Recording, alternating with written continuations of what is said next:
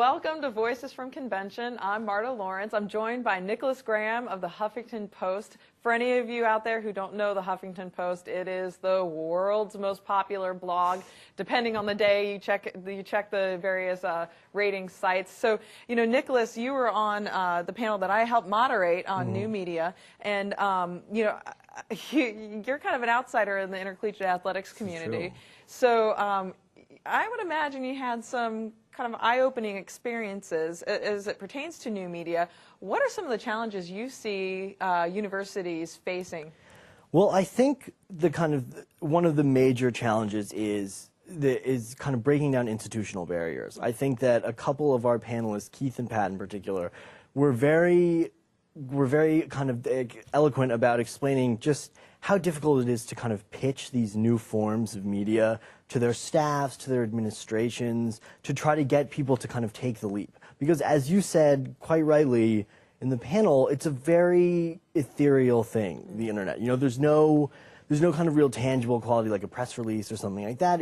So I think for some of the kind of for some of the old school people in your kind of media outlets and departments, I think that they'll need a little bit of a push to kind of embrace these new forms. And then I think the other challenge is not it's kind of a challenge. It's also an opportunity. Is that you're at the ground floor of this kind of new wave of media and of kind of putting your content out there and kind of driving people to you.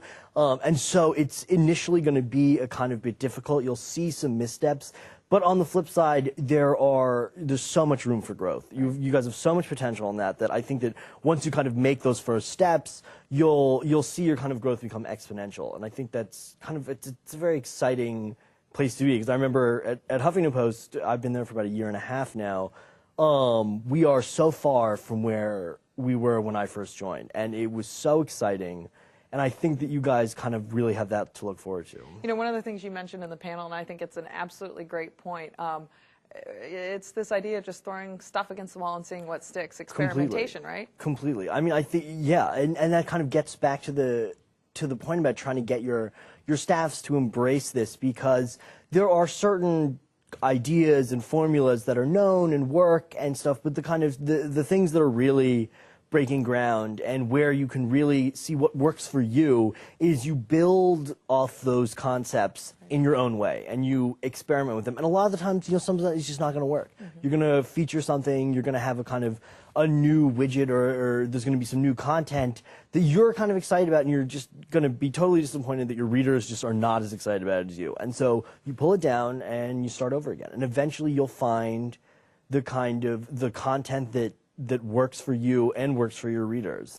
One of the things that I think the Huffington Post does really well, and you certainly have been the leader in this, it's this sort of new blogging format, really. It's you have basically aggregated multiple blogs within the umbrella of the Huffington Post. You see things like, Ariana has her own blog. Yeah. Miles Brand has actually been writing for the Huffington Post. I occasionally post things.